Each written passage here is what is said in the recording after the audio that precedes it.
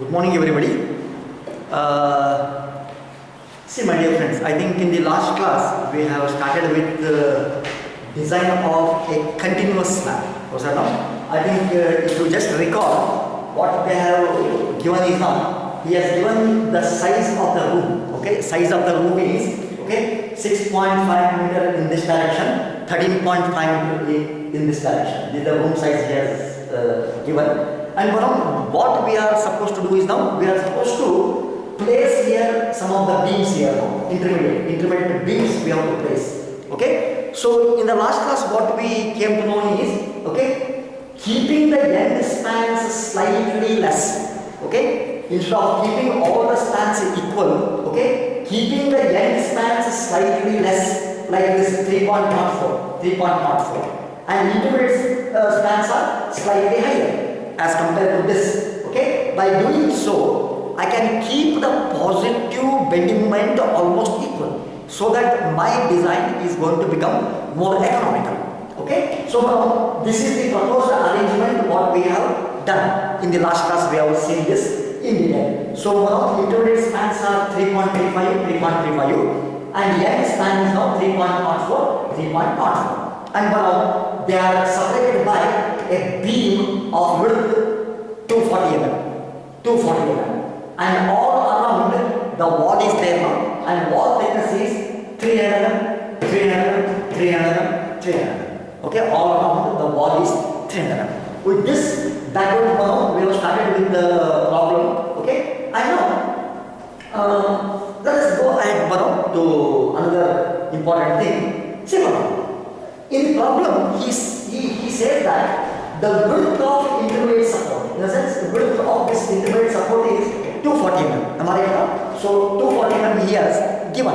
So I will write here now.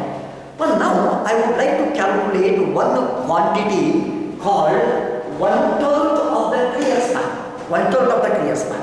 So 1/12 into clear span is 3040 mm. Am I right now? So now it will give me 253 mm. Why I am calculating this, I will explain a little later. Okay? So now I want this quantity 1/12 of the clear span. I think it is very easy to calculate. It will give me 253 mm. Okay? Also, for the initial purposes of calculating the dead load and all, now I will assume the effective depth of the slab as 100 mm. What is that now? 100 mm is the effective depth, plus in this, if I add effective cover of say around 20 mm, so the overall depth will now become 120 mm. Am I right now? So now, right now I am assuming effective depth of the slab approximately as 100. Okay? See now what your IS code says is, okay? See now, here you are going to observe one thing. We have got two quantities with me. One is width of intermediate support, it is 240. And I have calculated here one quantity called 1/12 of the clear span. It is 253 mm. So now when I compare these two, I can easily say that width of the intermediate support is less than 1/12 of the clear span. Am I right now? Width of the intermediate support is less than this 1/12 of the clear span. This is clear. Am I right now? If this is the case, if width of the intermediate support is less than 1/12 of the clear span, then IS code gives you some ways of calculating the effective spans. See now, effective span has to be calculated, one for end span, these are called end spans, these are called intermediate spans. Okay? Effective span I will calculate it for the end span, here and here. And effective span I will calculate it for intermediate spans. Okay? So now, how to calculate the effective span for the end spans we shall try to see now. It is there on page number 35. The rule I will read it little afterwards. First I will explain it, then I will read the rule from the IS code. But if this is the case, if width of the intermediate support is less than 1/12 of the clear span, then effective span will be calculated for end span as n is equal to center to center of support. Now I will take the end span. Center of the support means center here to center here. In the sense, But now here you can see from the center of this to center of this.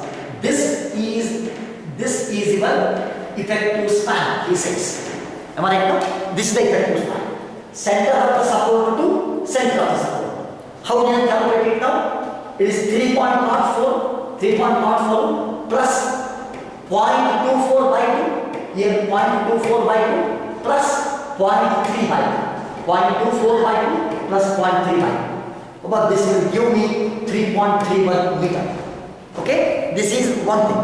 Second one, effective span is also calculated as clear span plus effective depth.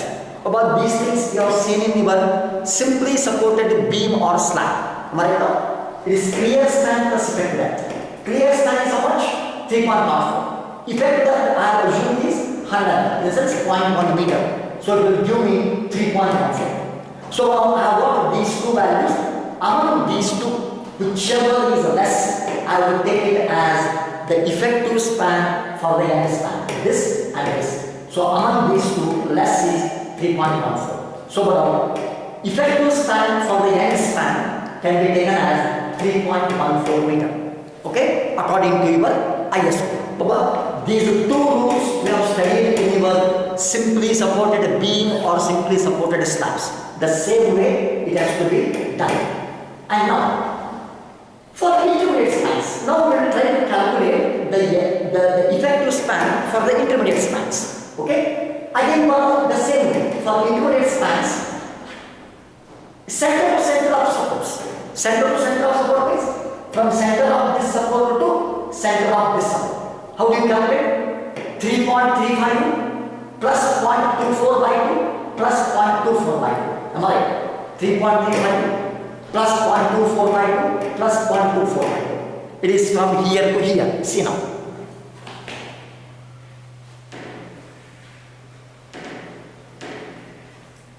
Is it right? From here to here. From center of the support to center of the support. Okay, I think we can easily calculate as 3.35 is a clear span plus 0.24 by 2 plus 0.24. It will give me 3.5. Or it can also be calculated as clear span plus effective depth. Clear span is how much? 3.35. Effective depth assumed is how much?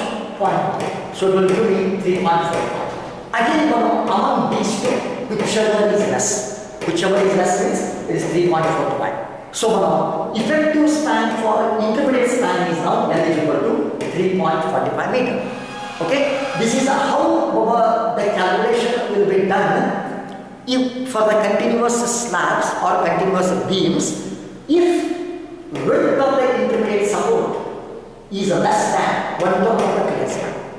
Was that not? Suppose if width of the intermediate support is greater than 1/3 of the clear span, if it is greater than 1/3 of the clear span, then now your IS code says that take the clear span itself as your effective span. In the sense, 3.04 itself will become your effective span.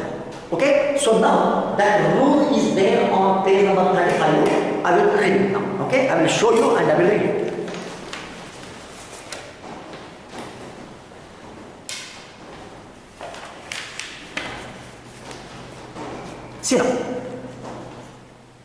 See my dear friends, I think on page number 34,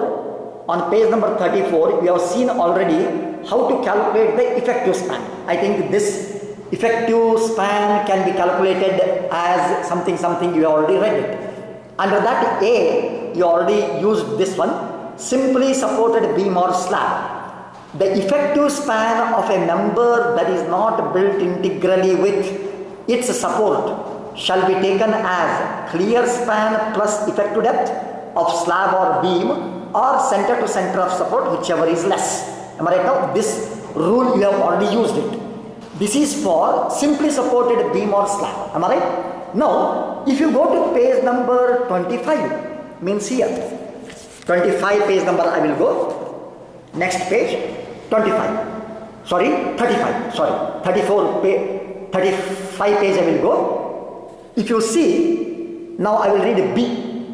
B you can see now.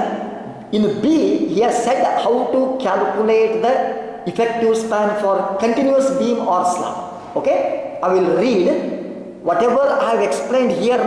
The same thing is now there. I will just read it. See now. In case of the continuous beam or slab, if the width of the support is less than 1/12 of the clear span, the effective span shall be as in 22.2a. 22.2a means you have to come down to this one now. What now? This 22.2a means it is simply supported beam or slab. Okay, for the same thing you have to apply. Okay, so now whatever is there now here in the code, I have explained you now. Okay, see now. So now you need not remember this 1/12 into clear span. You need not. You need not remember this 1/12 into clear span. It is there in the code.